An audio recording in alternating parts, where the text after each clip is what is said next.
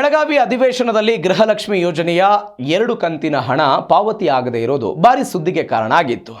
ಇದೀಗ ವಿಧಾನಸಭೆಯಲ್ಲಿ ಅನ್ನಭಾಗ್ಯದ ಹಣ ಪಾವತಿ ಸದ್ದು ಮೊಳಗಿದೆ. ಹೌದು, ಪ್ರಶ್ನೋತ್ತರ ಅವಧಿಯಲ್ಲಿ ಶಾಸಕ ಮಹೇಶ್ ತೆಂಗಿನಕಾಯಿ 2025ರ ಜನವರಿ ತಿಂಗಳಲ್ಲಿ ಅನ್ನಭಾಗ್ಯ ಫಲಾನುಭವಿಗಳಿಗೆ 1.27 ಕೋಟಿ ಪಡಿತರದಾರರಿಗೆ 657 ಕೋಟಿ ರೂಪಾಯಿ ಇನ್ನೂ ಜಮೆಯಾಗಿಲ್ಲ ಅಂದರು. ಇದಕ್ಕೆ ಆಹಾರ ಸಚಿವ ಮುನಿಯಪ್ಪ ಉತ್ತರಿಸಿ, ಅನ್ನಭಾಗ್ಯ ಆರಂಭಿಸಿದಾಗ ಕೇಂದ್ರ ಸರ್ಕಾರ ಅಕ್ಕಿ ಕೊಟ್ಟಿರಲಿಲ್ಲ. ಹಾಗಾಗಿ ಫಲಾನುಭವಿಗಳಿಗೆ 2023 ಜುಲೈಯಿಂದ 2024-25ರವರೆಗೆ ಅಕ್ಕಿ ಬದಲು 170 ರೂಪಾಯಿ ಕೊಡ್ತಾ ಬಂದ್ವಿ. ನಮ್ಮ ಕಡೆಯಿಂದ ವ್ಯತ್ಯಾಸ ಆಗಿಲ್ಲ, ಅಕ್ಕಿಯನ್ನು ಕೊಟ್ಟಿದ್ದೇವೆ ಎಂದರು. ಮತ್ತಷ್ಟು ಕೆದಕಿದ ಮಹೇಶ್ ತೆಂಗಿನಕಾಯಿ, ಅಕ್ಕಿ ಕೊಡಲು ಶುರು ಮಾಡಿದ್ದು 2025ರ ಫೆಬ್ರವರಿಯಿಂದ.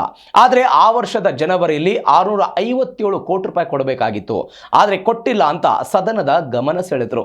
ಅಲ್ಲದೆ ಜನವರಿ ಬಾಕಿ ಹಣ ಕೊಡ್ತೀರೋ ಅಥವಾ ಅಕ್ಕಿ ಕೊಡ್ತೀರೋ ಹೇಳಿ ಅಂತ ತೆಂಗಿನಕಾಯಿ ಪ್ರಶ್ನೆ ಮಾಡಿದರು. ಇದಕ್ಕೆ ಉತ್ತರಿಸಿದ ಮುನಿಯಪ್ಪ, ಜನವರಿಗೆ ಕೊಡೋದಕ್ಕೆ ಅವಕಾಶ ಆಗಲಿಲ್ಲ ಅಂತ ಹೇಳಿದ್ದಾರೆ.